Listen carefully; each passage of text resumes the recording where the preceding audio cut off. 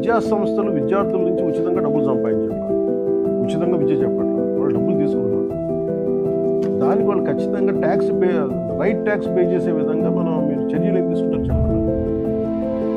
ఎందుకంటే ఇంకో ప్రాబ్లం ఏమొస్తుందంటే constantly honourable CM says income generate చేయాలి, వీఆర్ ఫ్రీబీస్ ఇస్తున్నాం, అందరికీ ఉచితంగా సిలిండర్లు ఇస్తున్నాం, ఉచితంగా బస్సులు ఇస్తున్నాం. అండ్ మన సకాలంలో సమస్య ఎక్కడ వస్తుందంటే సకాలంలో మనం ఉద్యోగస్తులకి డబ్బులు పే చేయలేకపోతున్నాం, శానిటేషన్ వర్కర్స్కి ఉద్యోగాలు జీతాలు పే చేయలేకపోతున్నాం. దెర్ ఇస్ ఇన్కమ్ సమ్వేర్, దాని మనం వచ్చిన ఇన్కమ్ని వాళ్ళు పంచుకోవట్లేదు. And they are using the services. And somewhere I think we have to make them accountable and responsible. That's the purpose of this. Then ఒకటి మీరు కంప్లీట్గా రీఅసెస్మెంట్ చేయాలి. అందరికీ do a complete reassessment in panchayats about education institutions, విద్యాలయాలు కావచ్చు sir, పరిశ్రమలు కావచ్చు.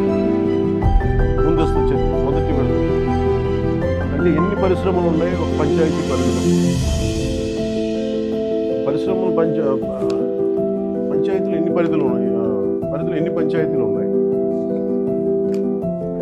దానికి పర్ క్యాపిటా కన్సంప్షన్ మన రోడ్లు వేయడం దగ్గర నుంచి కానీ, చెత్త సేకరణకు కానీ, మనం వచ్చే వదిలే పొల్యూషన్ కానీ, మంచినీళ్ళు కానీ ఎంత ఖర్చు పెడుతున్నాం, తద్వారా మనకి ఎంత వస్తుంది. 10,000 రూపాయలు సంపాదించే ఒక ఉద్యోగం మీద కూడా భారం పెడుతున్నాం, కానీ ఒక 100 కోట్లు 10 కోట్లు 20 కోట్లు సంపాదించే వాళ్ళ మీద మనం అసలు సంబంధం లేకుండా ట్యాక్స్ వదిలేస్తున్నాం. Even if any political leaders are doing it also, ఏ ఎన్డీఏలో ఉన్న కూటమిలో ఉన్న రాజకీయ నాయకులైనా కానీ వీళ్ళు ముందు మేము అకౌంటబిలిటీ ఫిక్స్ చేసుకోకుండా మేము ఎలా మాట్లాడుతున్నాం, దానికి 10,000 రూపాయలు సంపాదించే ఒక ఉద్యోగం మీద కూడా భారం పెడుతున్నాం, కానీ 100 కోట్లు 10 కోట్లు 20 కోట్లు సంపాదించే వాళ్ళ మీద మనం అసలు సంబంధం లేకుండా ట్యాక్స్ వదిలేస్తున్నాం. Even if any political leaders are doing it also,